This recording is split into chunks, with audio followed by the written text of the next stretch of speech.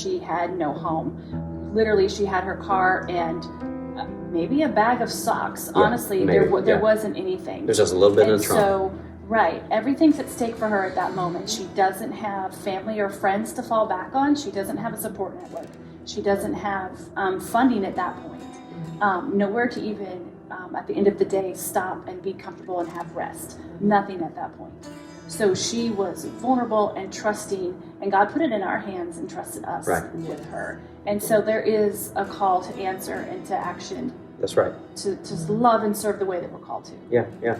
And I mean, it was really at the time in our national conversation when the Roe v. Wade decision was made, and churches have traditionally talked about being, quote, pro-life, but we've always understood it as being for all the things that make for life. And so that includes mamas who are living through hard times with their children, living in displacement. And I remember not too long after that, you came on board. When I first met her, my heart went out to her. I'm a mother, you know, and I had been through some things myself, and you know, my heart just went out to her and her family. I'm like, we have to help. We have to step in and be that family for her that she needs, that extended family and extended friends, and you know, surround her with not only resources but love. Yeah, I mean, and at the time, we didn't really have the budget. I mean, I remember meeting with Randall and Kelly about the situation, and I did remember telling them, and I could only say this because of the kind of church this church has become.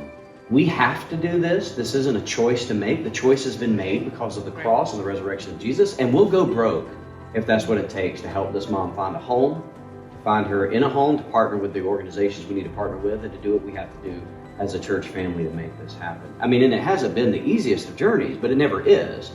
Everybody we walk with has a different narrative. So there's different ways to walk with people, to love them and to live with them. So it did take work to understand what her needs were and are. But our church stepped up, and people brought items, people wrote checks, people did what was needed so that she could get her first place. She's housed now, and to provide groceries and things like that. We've had a lot of conversations where she doesn't want to feel like a charity case. That's right. And we explain that that's not what it is. And she wants to do it herself. Like, that's fine, you can do it yourself, but you don't have to do it alone. That's right. Like, that's right.